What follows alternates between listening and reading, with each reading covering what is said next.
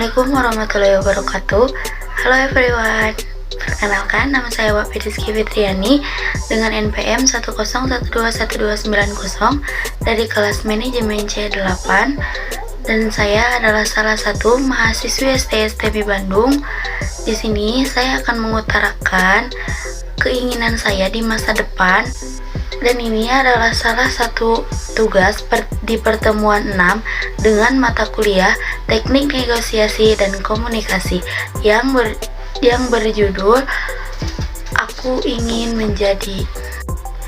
Untuk lebih jelasnya, mari kita lihat video setelah ini.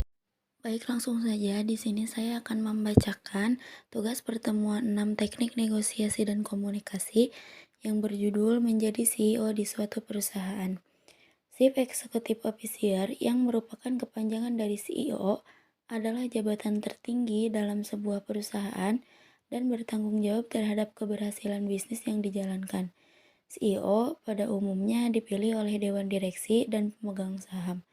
Menjadi CEO mungkin sudah menjadi impian semua orang dan termasuk menjadi impian diri saya sendiri. Bila saya menjadi CEO, saya akan berangkat ke kantor pada pagi hari untuk mencontohkan kepada karyawan yang lainnya bahwa kedisiplinan itu penting. Jadi, saya berusaha untuk datang tepat waktu ketika datang ke kantor. Dan bangun pagi hari akan menjadi rutinitas yang sudah biasa bila menjadi CEO.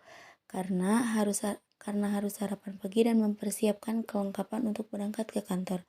Apalagi ketika ada meeting, maka saya akan berusaha semaksimal mungkin agar klien terkesan dan tertarik untuk bergabung bersama perusahaan kami.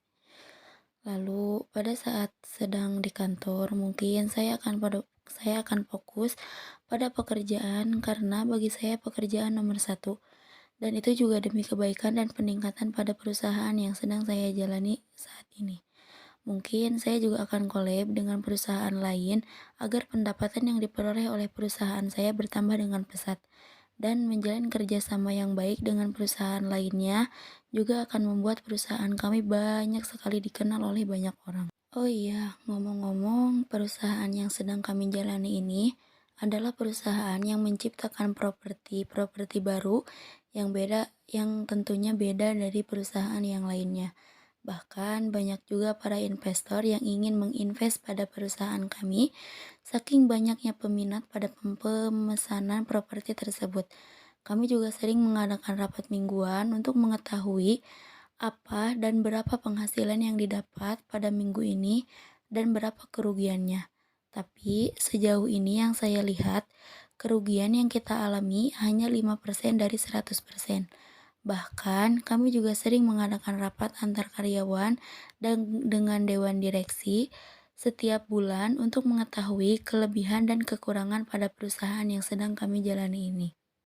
Dan saya bekerja pada perusahaan ini selama 10 jam, dan itu saya lakukan setiap hari dengan senang hati karena mungkin gaji yang saya dapatkan pun setara dengan pekerjaan saya. Mungkin keluhan saya pada saat bekerja adalah dengan partner kerja sering berbeda pendapat dengan saya. Tapi itu bukan suatu masalah yang besar bagi saya, karena insya Allah saya bisa mengimbangi itu semua, dan dengan bekerja sebagai CEO, itu sudah menjadi sebuah penghargaan bagi diri saya, karena banyak pencapaian yang saya capai dan alhamdulillah bisa sangat membantu sekali. Ketika sore hari saya pulang dari kantor, kadang saya nongkrong dulu di sebuah kedai kopi dan sekalian mengecek pekerjaan, takut ada yang salah. Lalu pulang ketika sudah sedikit malam. Oh iya, perjalanan dari kantor menuju rumah cukup jauh, jadi memakan waktu yang banyak, apalagi ketika sedang macet. Jadi itu alasan saya harus selalu on time ketika kerja. Dan tugas dari seorang CEO adalah menjadi wadah bagi perusahaan, membuat keputusan besar terkait perusahaan, mengelola seluruh operasional dan sumber daya perusahaan, dan juga sebagai pemeran utama dalam mengelola komunikasi antara dewan direksi dan operasional perusahaan. Dan ada beberapa perbedaan antara CEO dengan direktur utama. Antara lain, yaitu seperti tingkatan jabatan atau seperti posisi secara struktural dan secara harfiahnya. Direktur utama lebih sesuai dengan tugas COO atau Chief Operating Officer. Chief Operating Officer adalah COO ini adalah pimpinan dalam perusahaan kasus divisi tertentu dan bertanggung jawab juga dalam mengambil kebijakan khususnya yang berkaitan dengan operasional usaha, dan COO bisa disebut juga sebagai tangan kanan CEO. Mungkin sekian yang dapat saya sampaikan. Mohon maaf bila masih ada kekurangan. Assalamualaikum warahmatullahi wabarakatuh.